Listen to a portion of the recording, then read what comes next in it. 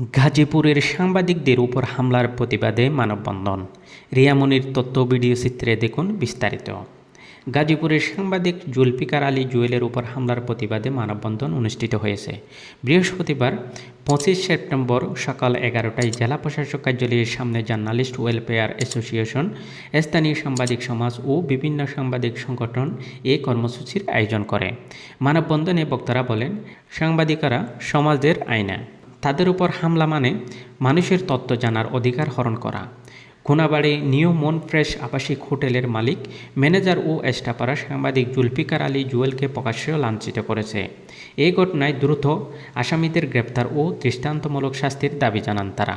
বক্তারা আরও বলেন, গাজীপুরে অনৈতিক কার্যকলাপের সঙ্গে জড়িত হোটেলগুলো অবিলম্বে বন্ধ করতে হবে।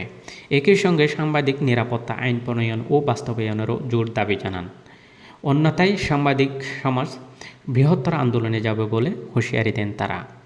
মানববন্ধনে জার্নালিস্ট ওয়েলফেয়ার অ্যাসোসিয়েশনের সভাপতি ও এশিয়ান টেলিভিশনের স্টাফ রিপোর্টার গাজী মামুন, সাংগঠনিক সম্পাদক ও দৈনিক ভোরের আলো পত্রিকার ব্যবস্থাপনা সম্পাদক মোহাম্মদ ইব্রাহিম খলিল, দৈনিক জনজাগরণের প্রকাশক ও সম্পাদক মোহাম্মদ শেহাব উদ্দিন সহ বিভিন্ন ইলেকট্রনিক ও প্রিন্ট মিডিয়ার সাংবাদিকেরা উপস্থিত ছিলেন।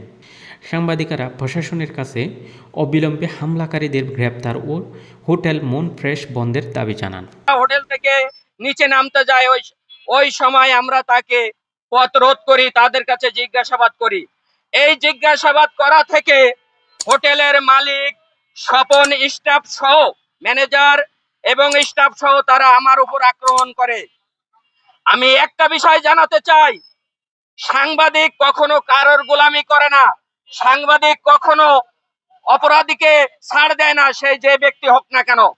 সাংবাদিক সব সময় ন্যায়ের পক্ষে থাকে।